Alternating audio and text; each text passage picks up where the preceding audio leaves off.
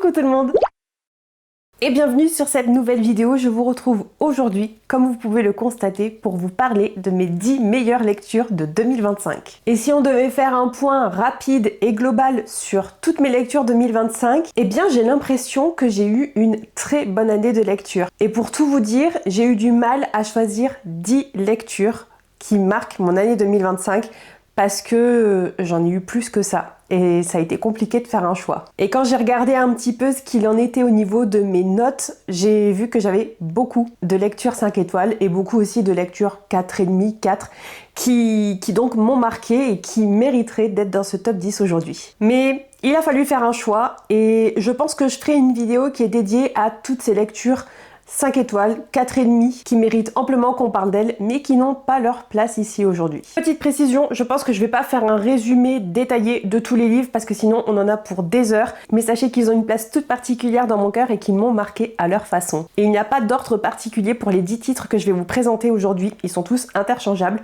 sauf le numéro 1. Et encore ça m'a étonnée, mais en y réfléchissant, je me suis dit que j'avais pas le choix que de le mettre en numéro 1, en top lecture. Et vous allez comprendre pourquoi. Bref, sans plus attendre, on démarre tout de suite avec donc l'une de mes meilleures lectures de 2025 qui en soi m'étonne toujours quand je dis que c'est l'une de mes meilleures lectures quand j'y pense parce que j'ai failli quand même l'abandonner à 2 reprises et ça reste une lecture assez mitigée que je ne recommanderais pas forcément à tout le monde, mais c'est une lecture qui m'a marquée. Ça fait quasiment 1 an que je l'ai lu puisque je l'avais lu en janvier 2025 et j'y pense encore avec beaucoup d'émotion. J'y pense au moins une fois par semaine avec les larmes aux yeux. C'est 100 ans de solitude de Gabriel García Márquez. Et si vous m'aviez dit l'année dernière que ce roman allait être dans mon top 10 de mes meilleures lectures de 2025, je vous aurais ri au nez. C'est un classique de la littérature que j'ai lu grâce au Music and Books Challenge puisque la lecture de janvier, c'était avec le prompt un livre qui a été adapté en série ou en film. Et d'ailleurs, si jamais le livre ne vous intéresse absolument pas mais que vous êtes quand même curieux, je vous conseille à 1000% d'aller regarder l'adaptation en série télé qui est sur Netflix si je me trompe pas. La première partie est dispo depuis l'année dernière et la deuxième partie va sortir à l'été 2026 et c'est clairement la plus belle série de tous les temps. 100 ans de solitude, c'est un classique de la littérature et c'est aussi de la littérature sud-américaine. Je crois bien même que c'était la première fois que je lisais un roman sud-américain. C'est particulier, comme je vous le disais, c'est pas pour tout le monde et j'ai failli l'abandonner à plusieurs reprises.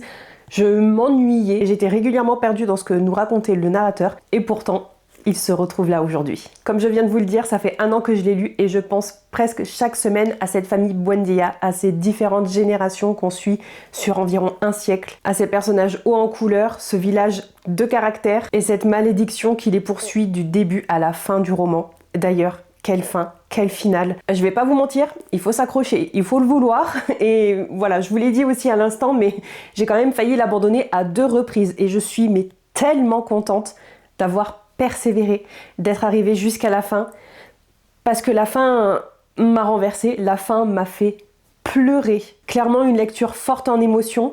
Je pense que je le relirai un jour, pas tout de suite, parce que j'ai pas envie de me relancer dans ce processus, mais clairement une lecture que je relirai un jour. J'ai aussi lu au moment de sa sortie, évidemment, comme énormément de personnes, j'imagine, Lever de soleil sur la moisson de Suzanne Collins, qui est le 5e et dernier tome paru dans cette série des Hunger Games et qui se passe 24 ans avant la série avec Katniss. Un roman dystopique jeune adulte qui là aussi m'a ravagée du début à la fin. J'étais très souvent, trop souvent même, en larmes, mais quel bonheur de découvrir l'histoire d'Haymitch et en même temps juste énormément de douleur parce que dès le début on sait qu'il va morfler, on le sait très bien. On l'a connu dans la série originale, un personnage torturé, ravagé par la douleur, le chagrin. Et forcément, puisque ce livre retrace tous les événements qui ont mené à le Haymitch qu'on connaît désormais, on sait très bien qu'on est là pour souffrir. On sait très bien comment ça va se finir. Et pourtant, c'était incroyable. Voilà, j'ai pleuré du début à la fin, j'ai pas grand chose à rajouter, ça m'a ravagée, mais dans la meilleure des façons possibles. Dans mes 10 meilleures lectures de 2025, il y a aussi une lecture que j'ai faite dans le cadre du Reese's Book Club. Et c'est donc une lecture en anglais qui n'est pas encore sortie en français. D'ailleurs, je sais même pas si c'est prévu, mais franchement, j'espère pour vous. J'ai découvert, courant 2025, The Phoenix Pencil Company de Alison King, qui était le choix du mois de juin, si je ne me trompe pas. On y suit ici une histoire multigénérationnelle entre deux générations forcément d'émigrés chinois. On a deux temporalités différentes. Au présent avec Monica, qui est une jeune femme américaine mais d'origine chinoise, et au passé on y suit la temporalité de sa grand-mère à l'époque où elle était une jeune femme, et on va suivre sa vie en Chine au moment justement de la Seconde Guerre mondiale. Petite particularité dans cette famille, elles ont un pouvoir assez spécifique qui se transmet de génération en génération, mais uniquement chez les femmes. Cette famille est propriétaire d'une usine de crayons de papier, et au travers de ces crayons de papier, quand elles se les plantent dans le poignet, elles ont la capacité de retranscrire ce que le crayon a écrit précédemment à travers d'autres mains. Un pouvoir d'archiviste un petit peu particulier qui va servir pendant la Seconde Guerre mondiale. C'est une lecture qui m'a marquée parce qu'on a une relation vraiment particulière entre Monica et sa grand-mère. Il y a énormément d'amour, énormément de tendresse, et pourtant des secrets de famille se sont glissés entre elles. C'est une lecture à la fois très tendre parce que j'ai adoré cette relation entre la grand-mère et la petite fille qui est quand même âgée, elle a une trentaine d'années, et au travers de leur histoire, on va explorer la thématique évidemment de la Seconde Guerre mondiale, mais ce devoir de mémoire, ce besoin de transmettre un savoir, ce besoin parfois de ne pas transmettre un certain savoir, et pourquoi. Et on va aussi explorer une thématique un peu particulière au travers de la maladie, malheureusement, de la grand-mère, qui développe au fil du roman la maladie d'Alzheimer. C'est une lecture qui m'a aussi particulièrement touchée parce qu'elle est riche au niveau culturel. On suit quand même des personnages qui sont d'origine chinoise, qui se sont retrouvés presque du jour au lendemain dans un pays qui leur est presque hostiles et qui ont été obligés de s'adapter. Et moi ça me parle parce qu'au travers de l'histoire de Monica, qui est petite fille d'immigrés, moi aussi je suis petite fille d'immigrés, et alors je peux absolument pas comparer son expérience et la mienne, c'est totalement différent, mais ça m'a profondément touchée et j'aurais vraiment aimé avoir une relation comme ça dans ma famille. Le personnage de Monica a une relation vraiment privilégiée avec ses grands-parents et qui pourtant est quand même douloureuse et clairement pas facile à vivre, mais c'était vraiment beau. J'espère une chose, c'est que ce soit traduit en français un jour pour que je puisse vous le recommander en français et que vous puissiez le lire parce que c'était incroyable. Si vous lisez en anglais et que ça vous tente, franchement, foncez. Une lecture que j'ai terminée il y a quelques jours seulement, et je suis extrêmement contente d'avoir attendu la fin 2025 pour pouvoir faire mon top des lectures, parce que très clairement ce livre-là, je l'ai terminé la veille de Noël. Je l'ai terminé le 24 décembre. Et en plus, je suis très satisfaite de vous dire qu'il faisait partie de ma pile à lire ultime de 2025. J'ai emprunté ce pavé à la médiathèque, qui est La vie invisible d'Adi Larue de V.E. Schwab. Oui, je l'ai enfin lu. Ça fait des années que je voulais le lire. Ça fait aussi des années que je le mets dans toutes les palles possibles et imaginables et que je ne le sors pas. Et je me suis enfin jetée dans le grand bain. Je l'ai emprunté, je l'ai lu. Et ça m'a ravagée. J'avais un peu peur que ça ne le fasse pas pour moi, puisqu'en général, quand une lecture est ultra populaire et très très appréciée, pour moi ça ne matche pas. Donc j'avais extrêmement peur que ce soit le cas encore avec celui-ci, et je suis extrêmement ravie de vous dire que pas du tout. Pour une fois, je suis l'opinion publique générale. C'était une lecture incroyable. Il fait presque 700 pages et je n'ai pas vu le temps passer. Je n'ai pas vu le temps passer. À chaque fois que je lisais, le temps filait à toute vitesse. Et fait important, je me trouvais des excuses pour ne pas faire certaines activités et lire à la place pour pouvoir continuer cette lecture. J'étais extrêmement touchée par le personnage d'Adi qui est maudite et qui, pour fuir un mariage arrangé, se retrouve à faire un pacte avec le diable et à vivre pour l'éternité. Alors ça paraît peut-être idyllique comme ça, mais le revers de la médaille, c'est que personne ne se souvient d'elle. Dès qu'une personne la rencontre et détourne le regard ou sort de la pièce, elle est immédiatement oubliée. Et Adi va littéralement traverser les siècles sans laisser aucune trace d'elle. Mais un beau jour, à New York, elle va rencontrer quelqu'un qui va se souvenir d'elle. C'est une histoire incroyable avec des personnages extrêmement touchants. Je me suis attachée à Adi, je me suis attachée à Henry, qui est un personnage qui m'a énormément touchée, parce que j'ai retrouvé à travers lui une représentation de quelque chose que je n'avais jamais retrouvé auparavant. Un personnage hypersensible, multipotentiel, et qui souffre de ses caractéristiques. Une représentation qui m'a énormément touchée parce que je suis moi-même hypersensible. Et je crois bien que c'est la première fois que je retrouvais un personnage qui me ressemblait, qui vivait les émotions comme moi je les vis. Et là on suit quand même un personnage qui souffre de ce trop-plein. C'était vraiment hyper beau de suivre ces personnages, de suivre leur histoire. Et bizarrement, j'ai aimé la fin. J'ai aimé aussi cette relation amour-haine qu'Adi développe avec le diable. Bref, j'ai tout aimé. 700 pages, de pur bonheur. Je ne retirerai pas une seule page d'ailleurs. C'est 700 pages. Magnifique. Un coup de cœur. Un coup de cœur. Et je suis tellement contente de l'avoir lu. En 6e et en 5e position, je pouvais pas n'en mettre qu'un seul. Je suis obligée de mettre les deux. Mais en 2025, j'ai découvert Abby Jiménez. J'ai ici Le temps d'un été et j'ai prêté à une copine Ton monde et le mien, donc je vous mets l'image ici. Donc je vous les présente ensemble parce que c'est la même autrice, c'est de la romance contemporaine. Et oui, moi, la romance, j'aime pas ça, mais là, je suis tombée amoureuse. Ces deux lectures ont été des coups de cœur phénoménaux et leur point commun, en dehors du fait que c'est écrit par la même autrice, c'est qu'on y suit des histoires d'amour bienveillantes, où la communication, c'est le mot-clé. Et grâce à ces lectures-là, je crois que j'ai enfin trouvé les romances qui me plaisent. En fait, c'est juste, il faut de la positivité et très peu de smut.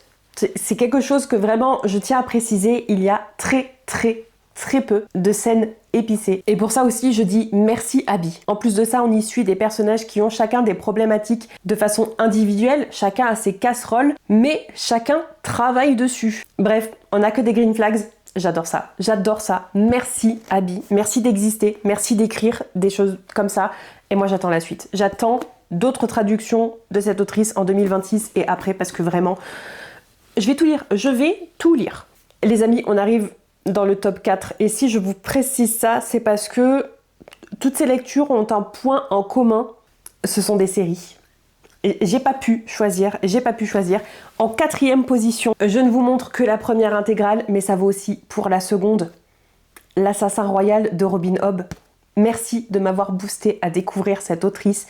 Ce cycle à rallonge, cette série de dingue avec 36 tomes. Là, je vous parle que des 6 premiers tomes. Je n'inclus pas Les Aventuriers de la Mer parce que je suis en pleine découverte et que j'ai lu seulement les 2 premiers tomes et que c'est une histoire complètement différente. Mais suivre notre personnage de Fitz à travers les 6 tomes du premier cycle de l'Assassin Royal, c'était extraordinaire.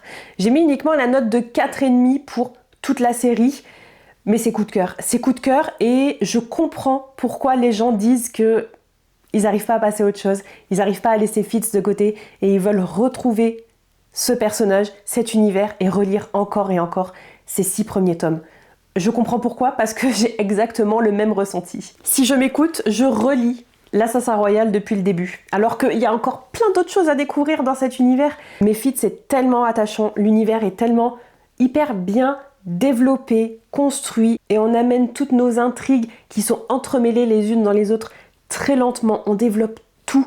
On décrit tout et c'est extraordinaire. J'ai adoré découvrir ces tomes-là avec vous et j'ai très hâte de continuer et j'ai aussi très hâte de retrouver Fitz qu'on va recroiser dans un autre cycle, le cycle de l'Assassin Royal 2 d'ailleurs, mais ce sera pas pour tout de suite. D'abord, on termine Les Aventuriers de la Mer. En tout cas, l'Assassin Royal, gros coup de cœur, l'une de mes meilleures lectures de 2025 à coup sûr. D'ailleurs, je trouve que c'est assez représentatif de mes goûts de façon générale. Je me suis rendu compte d'ailleurs cette année qu'en 2025, j'ai pas lu autant de fantasy, d'épique fantasy, d'héroïque fantasy que ce que je pensais, que ce que j'aime, parce que c'est vraiment mon genre préféré de lecture. C'est le cas donc avec l'Assassin Royal, c'est le cas avec les 2 prochaines lectures. Mais vraiment, c'est là que je me rends compte que ce genre-là, c'est mon genre préféré, parce que là aussi, quand je lis, je ne vois pas le temps filer. Et d'ailleurs, sans surprise, Robin Hobb est devenue l'une de mes autrices chouchou. C'est aussi le cas avec l'auteur suivant, Robert Jackson Bennett, évidemment. J'ai découvert le tome 1 et le tome 2 de cette trilogie qui est Les Cités Divines. Le tome 1, La Cité des Marches, et le tome 2, La Cité des Lames, qui sont des coups de cœur forcément. Ici aussi, on va retrouver un world building très élaboré, avec un système de magie un peu particulier, des dieux qui ne veulent pas votre bien. Et chaque tome a sa propre intrigue. Vous pourriez les lire indépendamment les uns des autres, mais je vous conseille quand même de le faire dans l'ordre chronologique, puisqu'il y a un fil rouge. Et les personnages qu'on rencontre dans le tome 1, on les voit aussi dans le tome 2, j'imagine qu'on les voit aussi dans le tome 3, que j'ai toujours pas lu parce que j'ai très peur, j'ai très peur. Chaque tome suit un personnage principal unique. Et d'ailleurs, gros plus pour moi, nos personnages principaux sont âgés. Le plus jeune d'entre eux a plus de 30 ans. Et ça fait un bien fou de suivre des personnages qui sont pas des gamins, qui sont pas des jeunes adultes, qui sont pas des jeunes gens qui viennent de sortir de l'adolescence. Non, le plus jeune a 30 ans, c'est Shara dans le tome 1 ici, Elle a 30 ans ou elle a 35 ans? Je crois même qu'elle a 35 ans d'ailleurs. Et ça fait vraiment du bien de suivre des personnages qui ont de la bouteille. Donc 35 ans pour notre personnage principal ici. Dans le tome 2, on suit un personnage qui a 56 ans. Elle est à la retraite. Je trouve ça vraiment formidable. Et dans le tome 3, il me semble que Sigrid a une 60aine d'années. J'ai très peur parce que Sigrid, c'est mon personnage préféré et c'est un personnage qui morfle depuis avant même le tome 1. Voilà, il n'y a pas de spoil, mais c'est vraiment le personnage qui souffre très certainement le plus dans cette série. Et pourtant, les autres, ils douillent pas mal aussi. Hein. Bref, j'ai découvert Robert Jackson Bennett officiellement en 2025 et je ne m'en suis toujours pas remise. Quelque chose que j'aime aussi énormément avec lui, c'est sa façon de présenter, d'amener certains événements, certains personnages. C'est assez visuel, même cinématographique, je dirais, et pourtant ça marche à tous les coups. Moi, il me renverse à chaque fois. J'ai hâte de retrouver sa plume, mais bon, comme je vous le disais, j'ai aussi extrêmement peur pour Sigrid, parce que c'est le grand final. Mais en même temps, il faut vraiment que je le lise. Et je sais que je vais me régaler, je le sais. J'ai aucun doute possible, mais je vais morfler. Et en même temps, j'aime ça. Je pense que si vous êtes des habitués de la chaîne, et que vous vous êtes rendu compte que j'ai déjà cité et montré Robin Hobb et Robert Jackson Bennett, vous savez très certainement ce qui vient. Et vous risquez d'être choqué d'ailleurs du numéro 1, mais en deuxième position. Et ça a été très dur parce que je pensais vraiment que ça allait être le numéro 1.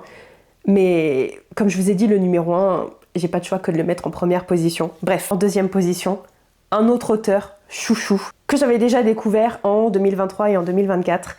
Mais là, c'est le 4e et dernier tome de la série que j'ai lu au mois de mars. Et je m'en suis toujours pas remise. Quand je pense à la fin de cette série, quand je pense à ce tome-là, j'ai toujours les larmes aux yeux. Je suis toujours en deuil de certains personnages. Du bonbon, mais évidemment John Gwyn avec Fureur, le 4e et dernier tome du livre des Terres Bannies. Rien que d'en parler, j'ai la voix qui chevrotte un petit peu, j'ai les larmes qui me montent. C'était incroyable et en même temps j'en veux à John Gwyn pour certaines choses qui se passent qui font extrêmement sens parce que tout ne peut pas bien se terminer pour tout le monde. Mais je lui en veux quand même un final grandiose pour une série d'épique fantasy phénoménale. Si vous n'avez pas découvert cette série qui est le livre des Terres Bannies, foncez. Si vous aimez la fantasy, si vous aimez les batailles, les histoires de prophéties, et si vous aimez suivre une multitude de personnages, cette série est faite pour vous. Le principe de base de la série est extrêmement simple. Il y a plusieurs siècles, les dieux se sont livrés une bataille monumentale, et évidemment ce sont les peuples qui vivaient sur Terre qui ont morflé. Et il y a une prophétie qui dit qu'un jour, l'avatar du mal va choisir un champion pour le représenter sur Terre, et l'avatar du bien fera la même chose. Et qu'à partir de ce moment-là, une guerre sans merci va être livrée. Une prophétie, une guerre entre le bien et le mal, ça paraît très simple comme ça, et pourtant, quelle série! On y suit une multitude de points de vue, avec quand même comme point de vue principal celui de l'avatar du bien. Mais on a aussi tout un tas de personnages secondaires. On y retrouve énormément de lieux d'intrigues et de sous-intrigues, parce qu'évidemment, le fil rouge, ça va être cette guerre entre le bien et le mal, mais il se passe énormément de choses. Chacun tire la couverture à soi, et parfois certains personnages vont devoir faire des choix terribles. J'ai énormément aimé cette série, parce que John Gwyn ne prend pas de pincettes. C'est un peu le cas aussi avec Robin Hobb et Robert Jackson Bennett. Leurs personnages sont là pour souffrir, nous on est là pour souffrir aussi. Et je crois que c'est ça qui fait qu'une série marche pour moi en tout cas, qu'elle me plaît, qu'elle me ravage. Je suis là pour souffrir. Je suis là pour avoir des émotions très fortes. Et c'est le cas ici, puisque comme je vous le disais, depuis le mois de mars, je suis en deuil. Je pense que c'est aussi pour ça que je n'ai pas encore découvert l'autre série de John Gwyn, qui est La Confrérie du Sang, même si j'ai les 3 tomes dans ma palle. J'ai peur. Je sais que je vais morfler, je sais que je vais pleurer. D'ailleurs, ici, j'ai pleuré toutes les larmes de mon corps. Bref, Fureur, à jamais dans mon cœur. Et enfin, j'imagine que vous le voyez venir gros comme une maison, puisque je n'en ai pas encore parlé, et pourtant vous savez mon amour pour cette série. Je vais vous montrer le tome 1, mais c'est aussi le cas pour le tome 2 et le tome 3. Mais évidemment, Dungeon Crawler Carl de Matt Dinniman, une série qui m'a prise pas surprise, que j'ai commencé à découvrir parce qu'elle faisait partie de la sélection du prix Babelio dans la catégorie imaginaire. J'en avais déjà entendu parler, mais sans plus, et ça m'intriguait, mais j'avais peur de ne pas aimer. Et pourtant, vous le voyez désormais, c'est ma lecture préférée de 2025. C'est le cas pour le tome 1, mais aussi le tome 2, L'ogive du jugement dernier, et le tome 3, le livre de recettes de l'anarchiste. 3 coups de cœur, 3 lectures phénoménales.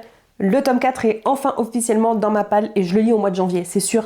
D'ailleurs, il est là, il me regarde et je pense que je vais le démarrer aujourd'hui. Et si c'est ma lecture préférée de 2025, moi aussi ça m'a prise par surprise, mais le simple fait que je sois à jour dans cette série et que je dévore chaque tome au moment de leur sortie, ça veut tout dire. Ça veut tout dire. Si vous ne connaissez pas Dungeon Crawler Carl, on est ici dans une série de lit RPG qui s'inspire énormément des jeux de rôle et des jeux vidéo. On y suit ici notre personnage Carl qui est un peu un anti-héros. Au tout début du premier tome, il y a comme une invasion alien extraterrestre et en gros, la grosse majorité de la population humaine a été éradiquée. Toutes les personnes qui se trouvaient à ce moment-là, à cet instant T, dans des bâtiments, sont décédés.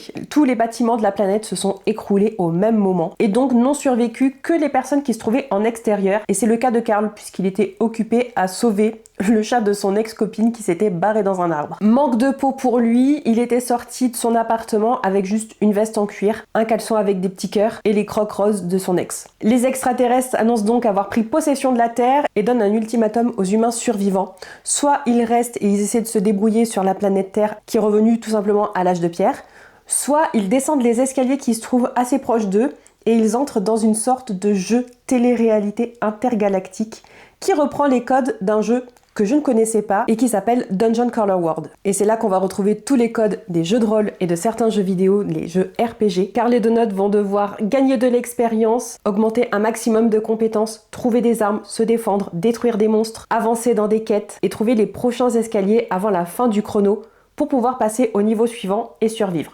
Si c'est pas le cas, c'est tout simplement game over et il meurt. C'est une série qui est bourrée d'humour, qui ne se prend pas au sérieux et qui pourtant devient de plus en plus sérieuse au fil des tomes.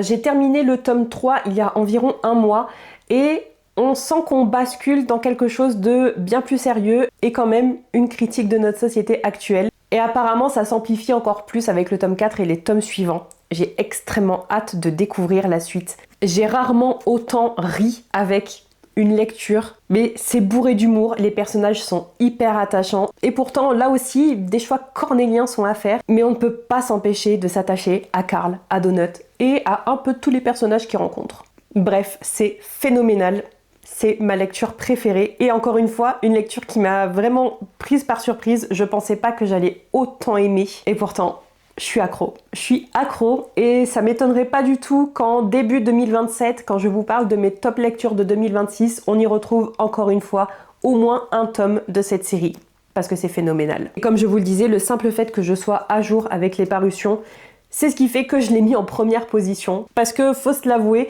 je commence des séries, je les termine rarement, et je m'avance dans les parutions encore moins. Et là, bon ok, le tome 4 est sorti début décembre et je l'ai pas encore lu, mais moi je l'ai acheté le 29 décembre. Je vous tourne cette vidéo, on est le 2 janvier. J'ai le droit de pas être à jour, on est bien d'accord. Mais ce qui est sûr, c'est qu'avant la fin janvier, le tome 4 est lu, le tome 4 est dévoré. Bref, voilà ce qui conclut mon top 10 de mes meilleures lectures de 2025. N'hésitez pas à me dire dans les commentaires si vous avez lu l'un de ces titres, ce que vous en avez pensé. Et dites-moi quelle est votre meilleure lecture de 2025 ou votre top 10 si vous avez fait un top 10, ou votre top 3 si vous avez fait un top 3. Bref, dites-moi quelles sont vos meilleures lectures de 2025. Moi, je suis toujours prête à rajouter des livres à ma palle. Si vous êtes arrivé jusqu'à la fin de cette vidéo, n'hésitez pas à me laisser un emoji cœur, parce qu'on vient de parler de nos meilleures lectures de 2025 quand même. N'oubliez pas aussi de vous abonner à la chaîne si c'est pas déjà fait, et moi je vous retrouve très bientôt dans une prochaine vidéo. Bye bye!